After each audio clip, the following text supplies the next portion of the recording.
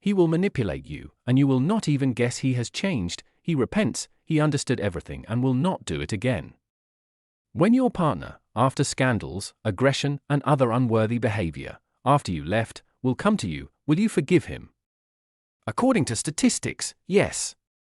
Because the victim of abuse can return to his abuser again and again. Especially when it seems that everything has changed, the partner has understood his mistakes and the relationship is about to bloom again with love.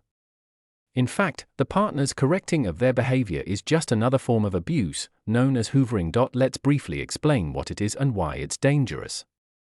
Most people don't even recognize this type of emotional abuse.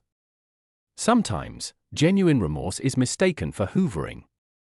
What is the hoovering technique, vacuum cleaner technique, in the context of an abusive relationship?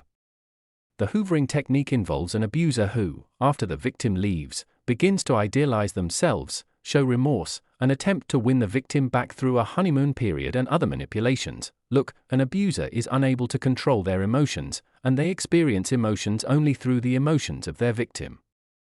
They also love control, and when they lose that control, they lose their minds. And the cycle of abuse begins again.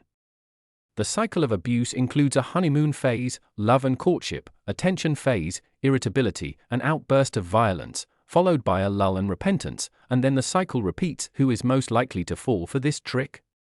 A person who has experienced rejection and abandonment trauma.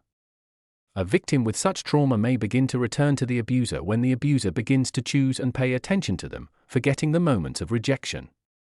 When the abuser returns, showing remorse, the victim feels chosen, selected, and important. Unfortunately, sometimes these stories end with more than just psychological abuse. What is recommended for women to do to avoid becoming a victim of abuse?